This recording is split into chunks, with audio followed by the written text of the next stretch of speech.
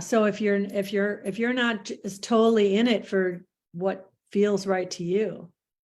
So how did you get better connected with what that meant for what feels right to you? It is taking time. So it took time, but it still is taking time. I'm more settled in it now than I have been in the past, but it's getting to that point of recognizing the moments when I feel it. So when I'm feeling it, and then now I'm aware of it and I recognize it, and then I have to remind myself that this is your base. This is it. Yeah. So the awareness, and then just being able to feel it, observe it, then remind myself of this is what it is. And then the longer you live it, the longer you work with it, you just begin to experience it. So like right now, I'm having these experiences with feeling into my gate 20, which was through reading it. I would always have a disconnect of what it meant. I'm like, I don't understand. What does this mean? Can you just tell people where that gate is? Because some of our people are really new. Okay, so the gate 20 is in the throat. And so I have the 3420 channel. So it's my sacral connected to the throat. And I just never understood.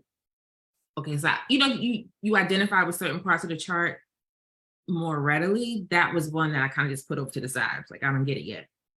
But now I'm starting to get it, because with all of the years of trying to do things or feeling like I should be doing something or this or that, I'm starting to notice the moments just happening.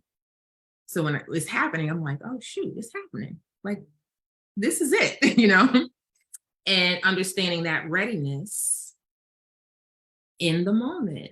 And so as I'm answering certain emails or having certain conversations, or noticing that people are starting to ask me to do things, and show up in a certain way, and are asking me to do the things that I want to be recognized for. And I'm watching it happening around me and other people and my partner, and we have a lot of, that's a whole nother story. We have a lot of similar similar gates in our chart. So the awareness of how it works helps me understand it now when I go back and read it. So it's not just the reading. It's just, don't think because you read it, you're going to know it immediately, because some of the things take time to really show up in a powerful way for you to get it.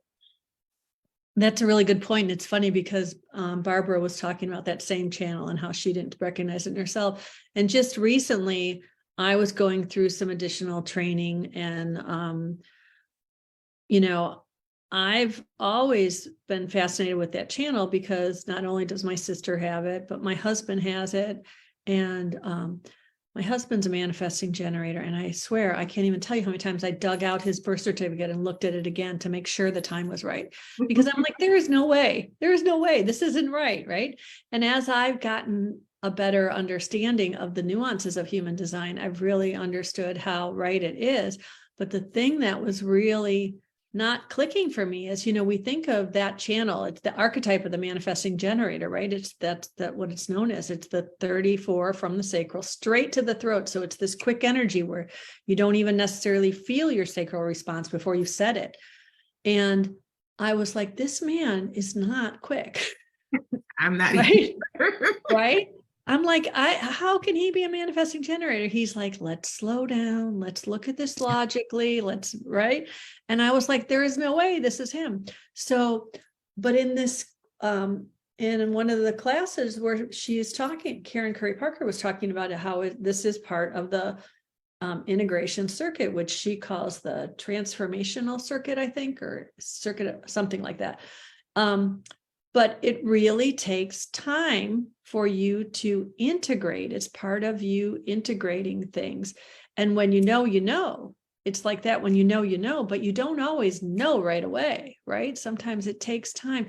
And that's what I think has been really the hardest thing to explain to people. And I didn't understand it either, is human design just in general. You can read it all day long, but you ain't going to know it until you're ready to know it.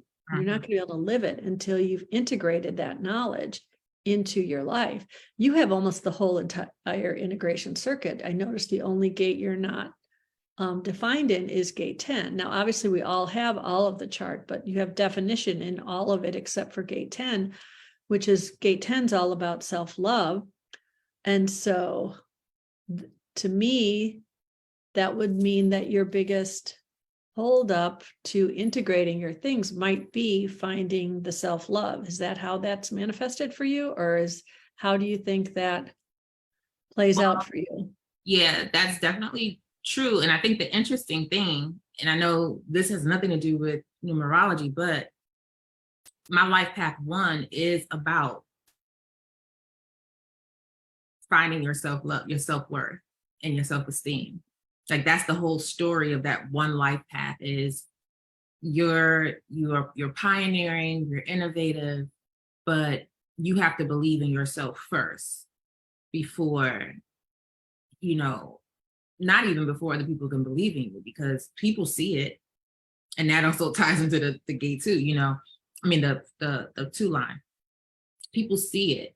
And so it's just interesting to me that it's gate 10, and that typically would equal out